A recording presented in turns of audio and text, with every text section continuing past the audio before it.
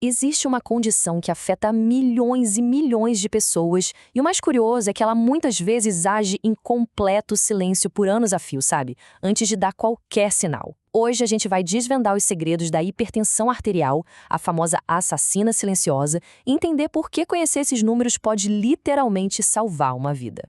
Mas por que um nome tão dramático? Bom, é porque a hipertensão é tipo um inimigo invisível. Ela pode se instalar, começar a causar estragos por anos sem um único sintoma aparente. As consequências, claro, são muito sérias, mas o conhecimento é, sem dúvida, a nossa melhor defesa. Nesta nossa análise, vamos passar por tudo. Como o diagnóstico é feito, como se avalia o risco de cada pessoa, quais são as estratégias de tratamento, o que fazer nos casos mais difíceis e, por fim, como agir nas situações de crise. Ok, começando pelo começo, o diagnóstico. E aqui, a primeira coisa que a gente precisa ter em mente é que uma única medição de pressão quase nunca conta a história toda. É um processo que exige, olha, muita atenção aos detalhes.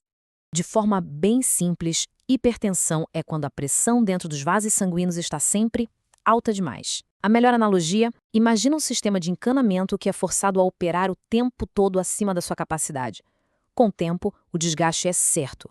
E no nosso corpo, esse desgaste pode levar a doenças bem graves. Então, como é que esses números viram um diagnóstico? O ponto-chave é a consistência. O diagnóstico não vem de uma única medida isolada. Ele geralmente é confirmado quando a média de 2 ou mais medições, feitas em dias diferentes, fica em 140 por 90 ou mais. É aí que a pessoa entra no chamado estágio 1, e como dá para ver na tabela, a coisa pode ir se agravando até o estágio 3.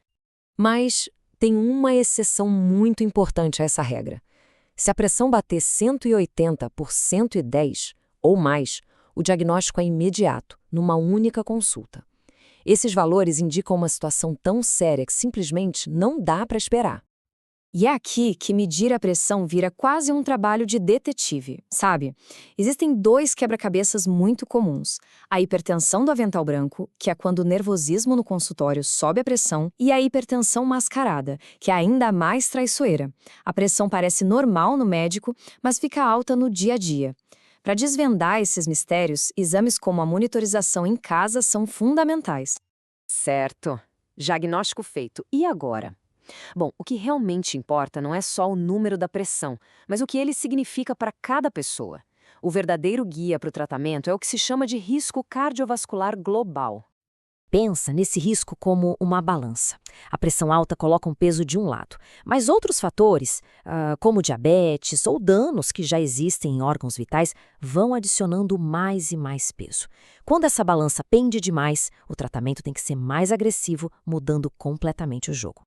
E aqui vem a grande virada, o ponto que muda tudo. O tratamento não é uma receita de bolo. Alguém que está na faixa de pré-hipertensão, mas com um monte de outros fatores de risco, pode precisar de medicação. Enquanto isso, outra pessoa já com hipertensão estágio 1, mas com um risco global baixinho, pode ser orientada a focar só na mudança do estilo de vida. É a prova de que tratamento é totalmente personalizado. Tá, então, como é que se controla essa condição na prática?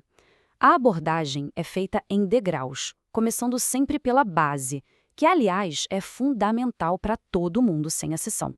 O caminho é bem lógico, na verdade. Primeiro, as mudanças no estilo de vida. Essa é a fundação de tudo. Se não for o suficiente, aí se começa a monoterapia, ou seja, um único remédio.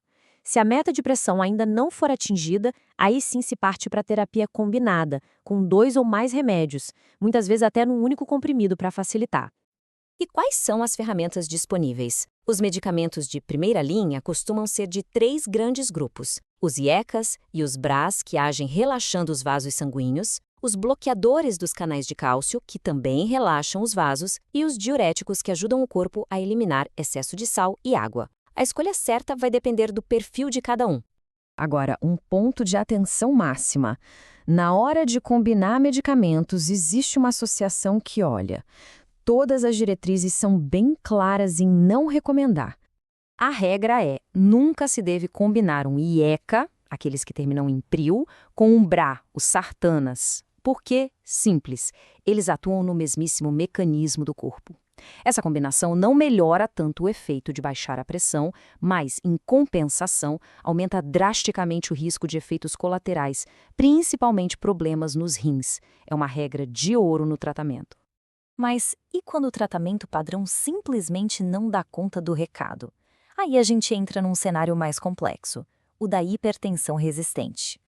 Ela é definida assim: a pressão continua acima da meta, mesmo com o uso de 3 ou mais medicamentos em doses certinhas, sendo que um deles, obrigatoriamente tem que ser um diurético, é um sinal claro de que algo mais profundo pode estar acontecendo.